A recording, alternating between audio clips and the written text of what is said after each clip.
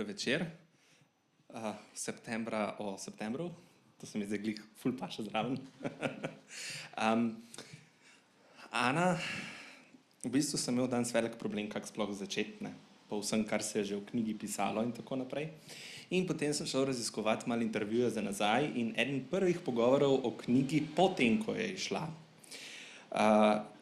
si rekla, da usoda septembra ni več v tvojih rokah in da zdaj gre september svojo pot in ta pot je bila zelo pestra, ki je pa verjetno nisi pričakovala, ne? Glede na odziv, ki ste ga morda nekateri videli v časniku Delo ali pa celo mogoče na Rožniku, res njega nisem pričakovala, ker sem se zjokala na odru. Verjetno prva lavreatka v zgodovini te nagrade. Ampak ja, še vedno velja, ne, ta knjiga ni več v mojih rokah, ampak so pa očitno ljudje tuje roke z njo lepo ravnale in sem tega zelo vesela. Pa še hodi svojo pot, ne? Še vedno hodi svojo pot, zdaj pot v druge jezike, pa tudi med slovenske bralce, še vedno. In kaj bi se lahko drugega želela, no? Nisem se zavedala, da ima Kresnik tako moč med slovenskimi bralci, da lahko vzbuja toliko zanimanja dodatnega, ne? Knjiga je sicer že po izidu prejela kar naklonjene kritike in odzive in vtise, ampak zdaj pa Kresnik je neke vrste second coming, ne? Drugi prihod te knjige med slovenske bralce, morda med tiste, ki me nikoli prej niso opazili. Torej, če Delo razmišlja glede na trenutne spremembe, da bi ukinili to nagrado, ne? Pa upamo, da ne bodo, knjiga se bolj prodaja verjetno po sami nagradi. Zagotovo, ja. Upam, da pač Delo tega ne bo ukinilo, če pa že, pa upam, da se bo našel nekdo drug oziroma nek drug medij ali nek drug zavod, ki je podaljeval kaj takega in pač poskušal kakovostno literaturo približati širšim množicam, ne. Čeprav jaz mislim, da čeprav je res, da si se na Kresniku zelo prijetno zjokala, o čemer smo vsi ploskali, se mi zdi pa, da si bila še bolj navdušena nad podlistki. Ja, to drži, zato ker sem po nekem osnovnem ustroju precejšen boomer in obožujem tisk in obožujem radio in sem zelo vesela, kadar se lahko moji teksti pojavijo v časopisu, da imam jaz priložnost to prijeti pa pol te velike liste obrača. To se mi je zdelo zelo razkošno, no. Čakaj, pa čisto poslovno vprašanje. Pisala si kritike za časnik Dnevnik, pa ne več. To ne bi spet pisala? A kritike? Ja. Nekaj mikrofonije? Ne. Preprosto zato, o tem sem se v bistvu v neki kolumni za literaturo že izrekla, nimam kaj povedati, no. Vem, ker sem stala na obeh straneh, ker sem ustvarjalka, vem, da je to izjemno zahtevno delo in da kritika kot tekst morda več pove o pišočem, kot pove o knjigi, se mi zdi. Jaz sem do tega zaključka prišla, ne samo v svojem kritiškem delu, ampak tudi med prebiranjem kritik drugih ljudi, a ne. In tega ne jemljem tako resno, vsem pa želim svoj čas podeljevati nekim stvarem, ki jih lahko jemljem resno, a ne. Vem, da to mnogim ljudem veliko pomeni, se s tem preživljajo in je povsem legitimna dejavnost, a ne nočem tega zniževati na nek način, ampak I lost my mojo, completely. Jaz pač knjige berem zato, ker rada berem knjige, ker obožujem knjige in si brez tega ne znam predstavljati življenja, zdaj pa, da bi parlamentirala o kakovosti tujih del, mi je pa ne. Ampak to pa ne pomeni, da ti zmanjkuje ideje pa volje za zgodbe. To pa ne. Mene zanima moje lastno ustvarjanje, mogoče malo manj tuje. Jaz v bistvu tuje knjige berem, knjige drugih avtorjev berem zato, ker se z njih učim. In moj nabor prebranega je izjemno širok in zelo raznolik, ravno zato, ker jaz to jemljem kot res kot neko učno izkušnjo. Kaj znajo drugi, česar jaz ne znam, kaj bi se lahko jaz morda naučila, in je zdaj mogoče bo spet stopil ta vidik, ne, moje bralne izkušnje. Da je to, ja, zame študij. Kaj sem jaz sploh vprašal? A vidiš, jaz sem zdaj postala ta človek, ki v bistvu vprašanje izkoristi za to, da lahko parlamentira o stvari, ki so mu ful ljube. No, potem bi mogla mogoče pisati kritike, ne? Mislim, zaradi tega, ker na Dnevniku nujno rabimo še enega kritika spet, tako da zdaj pridi nazaj, ne? Še malo novačenja. No, kakšna je bila pa potem študija za septembrom? Če praviš, pa to si večkrat že omenila, ja, da se vedno lotiš študije, bereš knjige drugih avtorjev in potem iz tega pripravljaš, se pravi, črpaš tudi za svoj roman. Ne? Torej, kakšna je bila študija za septembrom? V bistvu zelo dolga, no, ker je neki osnutki tega romana so nastali nekje med Mojstrovino in Plimo, se pravi že pred leti. Jaz vedela sem, da se želim na neki točki svoje ustvarjalne poti ukvarjati z vprašanjem nasilja v družini oziroma intimno-partnerskega nasilja in sem skozi vsa ta leta tudi med študijem, sicer filozofije, posegala po dosti socioloških tekstih, ki obravnavajo ta družbeni problem. Prebrala sem mnogo feministične literature na to temo, tudi mogoče literature, ki je sodobni feminizem obravnaval kot nekoliko sporno, ne, recimo Andrea Dworkin, ona se mi je precej zapisala v spomin, no, in je to nekako, študij za to knjigo se je postopoma sestavljal, ne, in tudi knjiga je postopoma nastajala. Zlasti v zadnji fazi ustvarjanja je šlo pa za vprašanje forme. To sem že večkrat povedala, no, da nisem vedela, kaj zdaj s tistim surovim materialom narediti. Pač ta krasuti tovor je bil in jaz sem morala to prepeljati skupaj v neko, vsaj zame, prepričljivo obliko. In to je bilo pa res trdo delo, ker sem prebirala veliko sodobne literature, ki opušča to klasično romaneskno formo in linearnost, ker me je zanimalo, ne, kaj pa ljudje delajo, kakšne postopke vse uporabljajo v svoji pisavi in sem se marsikaj naučila. Zdaj, če me vprašaš o tem, koga sem brala, I have no idea, ker pač neprestano berem in mi veliko stvari pač preprosto uide iz spomina, ampak ja, drugi ljudje meni pomagajo in vedno so mi. Ampak forma torej ni bila naključje, ne? Je zelo premišljeno dejanje, tudi pri tebi. Ne? Zelo, pa tudi, v bistvu se moram tukaj zahvaliti še enkrat uredniku, ki ga ni tukaj, Urbanu Vovku, ker sem imela z njim en zelo dolg pogovor in točno vem, kdaj se je odvijal. Hodila sem špice s svojo psico, imela sem ga na slušalkah in sva skupaj premlevala mogoče forme za ta roman, a ne? Ker jaz sem mu takrat poslala neke osnutke in on mi je rekel, fajn, dobri prizori, ampak to se v bistvu bere kot scenarij, kaj pa književnost, a ne? In potem sva parlamentirala in on mi je neke svoje rešitve ponujal, jaz sem njemu kontrirala, malce se spričkala in podobno, ampak ta pogovor je bil zame ta nekak moment vzleta, ne? Ker sem se zavedla, da je dobro preveriti, kaj je že bilo narejeno, ne? Pa morda ne brskati samo po prozi, ampak tudi po dramatiki, ne? Ker dramatika zna, mislim, to je ena izmed zvrsti, ki obvlada situacije in tudi psihologijo, ampak zelo subtilno. In takrat to mi je v bistvu ta pogovor mi nekako odprl vrata v premišljevanje forme, ker jaz se s tem prej nisem ukvarjala. Jaz sem pač ta človek, lep jezik, gremo. Pa misliš, da če bi bila forma drugačna v knjigi, bi samo tematiko tudi brali na nek drug način?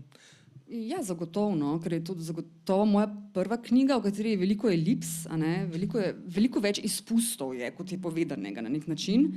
A sem jaz namagnetena? Jaz pijem in pol. A je to? Fizika, okej. Kaj si me vprašal? Jaz sem spomin zlate ribe, malo sem že utrujena. Če bi bilo kaj drugače, če bi bila, ja. Mislim, da sem z vsemi elipsami v tem romanu bralce res povabila v ta roman na nek drugačen način, da so lahko tudi sami doštukali tista prazna mesta s svojimi zgodbami oziroma svojimi izkušnjami, ne? Ker je mogoče v neki osnovi gre za Bildungsroman oziroma antibildungsroman, ker se pač punca na koncu oziroma protagonistka ne razvije do konca zares oziroma ne pride do nekega velikega prelomnega spoznanja. No, ampak mislim, da lahko bralci tkejo to zgodbo do konca po svoje, ravno zaradi teh elips. No, in to je tudi prednost romana Septembra na nek način. Ne? Ravno to, da v bistvu nas na nek način že pripelješ do konca, ampak ne povsem. In tudi glede na vtise bralcev in bralk doslej, občutek imam, da so hvaležni za te elipse, ker lahko po domače rečeno bolj relatajo z napisanim. Ker ne gre samo za eno seveda gre za partikularno, singularno zgodbo neke Evelyn Oderlap, Ampak zaradi elips to postane zgodba vseh, ki imajo neko travmatično izkušnjo, tako rekoč, ker principi so dosti podobni. Ne? Zdaj, omenila si to travmatičnost, ne? In v tem romanu je marsikaj traumatičnih izkušenj. In glede na to, da si raziskovala pred tem literaturo, kako si iskala pot, da ne moraliziraš, nisi patetična in sočasno vulgarna na nek način, se pravi, neko ravno pravo pot, da pove Evelin točno to, kar je bilo in vseeno nam majčkeno pusti odprtih vrat. Verjetno je tukaj veliko odigral čas. A ne? Za razliko od drugih mojih knjig, razen Prvenca, verjetno je ta knjiga res dolgo časa nekako ne konkretno nastajala, ker je nisem dolgo pisala, ampak je pa dolgo živela z mano. A ne? In ko sem tudi recimo da upravljala z nekimi svojimi frustracijami, sem bistveno bolje znala to povedati, se mi zdi, brez da bi to obtežila z enim takim klasičnim slovenskim ogorčenjem, ker to mene resnično ne zanima v književnosti oziroma umetnosti nasploh. Ne. Zdi se mi, da je moja naloga vseeno, da prikažem in da zaupam bralkam in bralcem, da se lahko sami etično o nečem odločijo oziroma etično presojajo. Ne. Toliko verja v človeštvo še imam za enkrat, danes.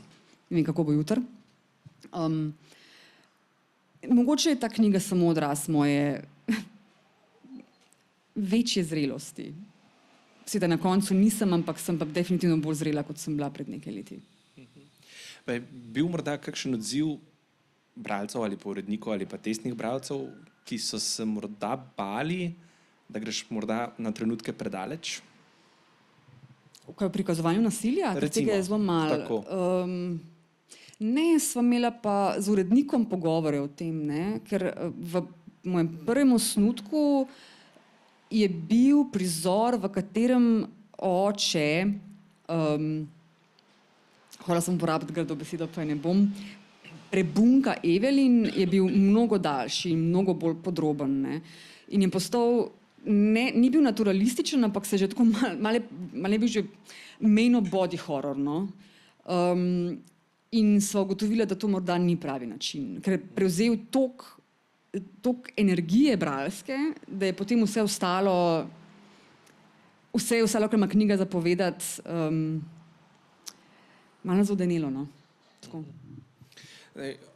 Tudi sama si že omenila, pa večkrat to omenjaš v intervjujih, da je roman nastajal sočasno tudi tvojim razčiščevanjem nekih travm, tesnob iz preteklosti.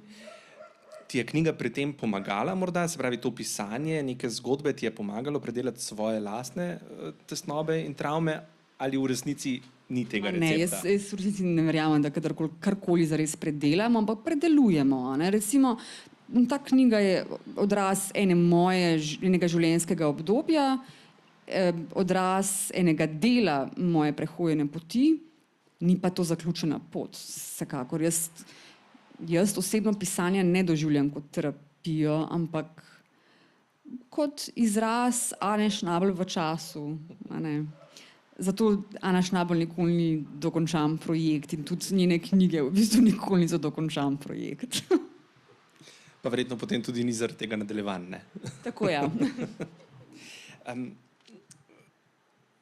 Ena stvar, ki se mi zdi zelo pomembno jo izpostaviti, je to, da si večkrat poudarila, da prosim, naj nihče ne razume knjige kot avtobiografsko delo. Tako. Ampak določeni bralci, mislim pa, da to še vedno dojemajo kot avtobiografsko delo, kar je verjetno čisto legitimno. Ja. In nimam težav s tem, kaj si bralci mislijo, imam pa težave s tem, da te potem novinarji recimo privijajo, ne? Pa želijo imeti od tebe neko veliko resnico. Jaz imam vseeno pravico zadržati nekaj stvari zase, če jih želim. Če ne želim, jaz imam načeloma velike težave s tem, da postaneš praporščak nekega problema, če to ni zares tvoja, kako bi ti rekla, ustvarjalna snova. Nekaj je, če si ti Edouard Louis, upam, da sem to pravilno izgovorila, ker pač francoščina ni moj jezik, bo Jedrt povedala. Če si on in je tvoja literatura, v bistvu tvoja izkušnja, cela tvoja literatura, se mi to zdi fine, on je the face of his literature. A ne? Jaz pa ne želim preprosto biti face. Mislim, povsem legitimna se mi zdi njegova pozicija, ampak imam tudi jaz pravico neko drugo pozicijo zavzeti v odnosu do svoje književnosti. Verjetno, če bi ti zavzela to pozicijo, bi bilo na nek način zlagana pozicija. Ja, pa tudi meni bi bila zelo cringe. Nimam, sicer obožujem pozornost, res obožujem pozornost. Obožujem nagrade in denar, to mi je super, ampak ne pa take. Ker toliko življenjskih izkušenj že imam, da vem, ko enkrat postaneš praporščak določenega problema, pa določene travme celo, določene življenjske izkušnje, potem vate ljudje projicirajo marsikaj in od tebe pričakujejo marsikaj. Jaz pa želim imeti v življenju jaz želim imeti mir pred tujimi pričakovanji, ker imam že sama sabo dosta opravka in pač ja, tako, predvsem gre za to, za neke projekcije, ki jaz ne želim delati. Zapravi, tudi to pomeni nek način stopiti v enem trenutku stran od septembra. Tako. Ampak glede na to, da je knjiga dobila in nagrado in Kresnika in denar, ja, in pozornost in posod smo brali v knjigi, ne, pa verjetno še ni tako z lahkoto stopiti stran. Ne, in v bistvu jaz sem vesela nagrade, ampak potegne pa to za sabo, vsaj pri meni, ful enega emocionalnega napora. Jaz se zdaj zelo težko lotevam novega teksta, zato ker je ta val, ta krila, ki sem jih dobila, še malo plahutajo in tako. In ljudje me še vabijo na dogodke in smo še vedno o knjigi razmišljati in še vedno biti v stiku z njo, čeprav sem se v bistvu od nje že mečkam poslovila. This is not, to je res first world problem, oziroma serijem s polno ritjo, tako rekoč. Kako že, sem general po bitki, nekaj v tem smislu. Ampak velika pozornost za sabo potegne tudi nekaj emocionalnega dela. Tako da zdaj zelo težko obstajam kot nekdo, ki piše novo knjigo, zato ker se moram toliko ukvarjati s to, ki je nagrajena in je dobila to pripoznanje. Pa res ne jamram, sem vesela in hvaležna, to so dejstva mojega življenja. Ne, vprašanje, kaj je naslednja knjiga, itak ni bilo na seznamu. Bože, sačuvaj. Ja. Ampak če se še malo ustavimo pri tem emocionalnem, že vmes sva rekla tesnoba in tako, ampak kaj pa pisati recimo skozi oči Evelyn kot otroka, se pravi otroka postaviti v pozicijo, v kateri je v tvojem romanu, torej v nekem zelo nasilnem okolju na nek način, tudi tesnobnem okolju. Kako se postaviti v to pozicijo? Verjetno je tudi to na nek način zelo izčrpavajoče. Ti deli, otroški deli so bili zame najlažji v resnici. Ne znam pojasniti zakaj, ampak verjetno zato, ker sem zadnja leta pogosteje obkrožena z otroki, se pravi, da sem jih imela priložnost malo opazovati. Meni so najstniki. Kva je to? To res, ti subjekti so meni, pa se z njimi vozim na vlaku, jaz skozi poslušam, pa gledam, ampak ne štekam nič. In vstopiti v Evelyn najstnico je bilo meni najtežje. Sem morala res se pogovarjati z mamo, da mi je ona mečko napomnila to, kakšna sem bila jaz, da me je ona, ki je pač stroga opazovalka, je le moja mama, da me malo opomnila na procese, skozi katere sem jaz šla, kako sem se vela, kako sem govorila, kaj me je preokupiralo in podobno. In sem lahko skozi njene oči potem gledala druge, te, s katerimi sem se na vlaku vozila in jih poslušala in vse to, kar so meni najstniki čudo. Česar se pa ne zavedamo, ko smo mi najstniki. Exactly, ker in tako si pojedu vse znanje sveta, si nesmrten, pod vplivom zelo hudih, tudi malo izločujočih si hormonov, nič ne veš o življenju, v bistvu imaš premalo izkušenj, veliko pa volje do moči. Mislim, da je to ta schizma, ki jaz pri najstnikih zelo težko uzrem, oziroma ne štekam, težko se emocionalno poistovetim z njimi in tukaj je bilo veliko dela za to najstniško Evelyn. Ampak kaj pa potem kasnejše obdobje je bilo pa spet lažje? Odraslo pa ja. To so pa pač te frustracije, ki so pač, recimo, da obstaja nek nabor stalnih frustracij odraslosti, pol je pa zraven še nek nabor, ki izhaja iz konkretnih izkušenj Evelyn Oderlap, ker njena ključna bitka je, kako ljubiti po vsem, kar je doživela. Kako ne iskati istih izrazov ljubezni domnevne, oziroma istega gnezda, kot ga je spoznala. Ne. Ampak ne vem, recimo, da nek ožji nabor je pa isti. Služiš keš, malo si frustriran s svojo službo, tako neko kredit imaš, če imaš srečo, da se ga lahko privoščiš, neko karierico, tako. Pa bi rekla temu iskanje neke druge ljubezni ali kako se privaditi na neko drugo ljubezen? Predvsem kako ugotoviti, kako se ljubezen zares čuti, kako se čuti, da ti je nekdo predan in da ti hoče dobro. Ne? Ker, kolikor jaz razumem, žrtve nasilja v družini in tudi, če govorimo o otrokih, zelo težko navigirajo med signali, ki jih dobivajo kot otroci. Če je ta oseba, ki je poleg mene branik ljubezni in predanosti in moj skrbnik, zakaj se vede tako, kot se vede? In to je neka schizma, ki jo potem lahko prenesejo v odraslost. In to se z Evelyn tudi zgodi. V bistvu njena največja želja je, da bi njen partner predanost izkazal na isti način, kot jo je izkazoval oče njeni mami. Išče točno tiste izraze, ki jih je najbolje poznala. In to je največji trik, oziroma največja težava, kolikor jaz razumem te pojave, da žrtve nasilja naturalizirajo nasilje, da to postane beli šum.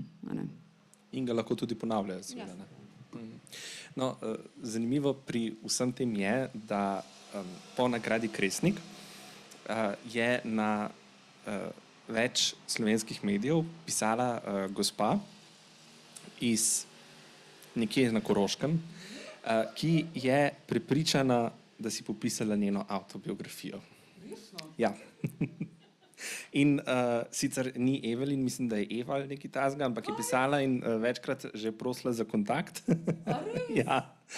Prepričana, da je to avtobiografija. In zdaj na nek način je knjiga s tem dosegla tudi nek svoj cilj, se pravi, da se nekdo zamisli nad... Ona meni, da sem jaz pisala o njej? Da. Wow. Ampak to se mi je že zgodilo drugače za eno zgodbo iz Razvezanih. Najbolj... A se temu reče kobajagi, veš, v vietnamski vojni so morali, pardon, to bo zdaj totalna digresija, ampak skušam sem ta pojem malo pojasniti. V vietnamski vojni so Američani, Mekong, reka, ki teče skozi Vietnam, se bojevali tudi v vodi in iz vode, in da so lahko prišli do sovražnih črt, so plavali v bistvu v stoje in videl si jih samo oči si videl, ko so oni potovali po rekici. No in tak občutek mi tole malo daje, tako da jaz, ne vem, tako malo potujem po rekicah in pobiram življenja drugih ljudi, ne da bi vedela, da jih pobiram. No, ker skočim reči, v zbirki Razvezani je neka daljša zgodba, že skoraj novela o nekem hašišarju in v tej zgodbi se je neka bejba, ki je jaz v lifeu nisem vedela za njo, prepoznala. In potem sem dobila mail, ker ga nekje izbrskala. In ni bil navdušen mail, moram reči. Tako da, Ne, gospa je navdušena nad teboj. Me veseli, da se je v tem mislim, veseli. Fajn je, če se ljudje lahko nekje prepoznajo, pa da jim daš glas, ampak oh my god, ne. No, ker iz tega sem hotel speljati vprašanje, ne. Zdaj, ponavadi, ko pišeš neko knjigo, jo tudi pišeš z nekim namenom, da daš svojo zgodbo ven, čeprav se mi zdi, da pisatelji rečejo, jaz sam pišem zato, da pišem, se mi zdi, da to ni res. Za pozornost in slavo. Ja, no, torej, kako si se lotila tega pisanja? Si imela morda nekje v podzavesti v glavi idejo, da upaš, da se bo kdo prepoznal, da mu bo lažje mogoče, če prebere ta roman?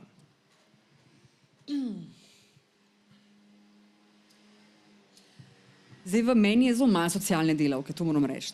Jaz se v bistvu s tem, ali bom koga potolažila, ali pa komu nudila to, kar potrebuje, ne ukvarjam zares. Jaz se ukvarjam s tem, da bi naredila dober tekst. Ne. In dober tekst bi načeloma moral ljudje že malo prisiliti v to, oziroma prisiliti povabiti k temu, da se lahko z napisanim poistovetijo. Zdaj, ko sem malo starejša, ne več kot naivna, v bistvu o pisanju razmišljam kot o zapeljevanju. Ne. Ljudi zapeljati v nek svet, ki mi je morda tako krovno tuj, ampak v ta svet posejati raven toliko nekih vabečih indicov oziroma zank, kavljev, da lahko v tem svetu ostanejo. Ne. Ker zdaj knjiga je zunaj že 1 leto, ne, in kar sem recimo da izlužila iz vseh bralskih vtisov, je točno to, da tudi ljudje, ki se jim zgodbe o travmah upirajo in jih sovražijo, so lahko v tej knjigi iz nekega razloga zdržali. To se mi zdi ful velik dosežek, no? Da ni namenjena samo tistim, ki so nekaj takega utrpeli ali pa nekaj podobnega. Ne? Ja, in da tudi tisti, ki mislijo, da je svet samo lep, ne, Ja. na nek način zmorejo tudi Da to vstopijo brati, noter. Ja. ne. Ja. Ampak čisto se ti zdi danes, ne, v tem svetu, kjer se, čeprav govorimo bistveno več o recimo o duševnih težavah posameznikov in tako naprej, se ti zdi, da mogoče v slovenski literaturi vseeno še premalo govorimo o teh temah, so premalkrat obravnavane? Da bi lahko na to verodostojno ali pa vsaj dostojno odgovorila, bi morala poznati vso slovensko produkcijo, pa je žal ne. Berem sicer veliko svojih kolegov in kolegic, ne pa vsega. Me je pa presenetilo, da sta lani skoraj hkrati, z nekaj mesečnim zamikom, išli 2 knjigi, ki obravnavata to problematiko, moja in knjiga od Adriane Kuči, To noč bom preplavala reko. Malo sem že pozabila naslov, no. In se mi je zdelo, slovensko književnost nismo vstopile samo avtorice, a ne ženske, ki sedijo za računalnikom in pišejo, ampak tudi teme, ki se žal tičejo pretežno ženskega dela populacije.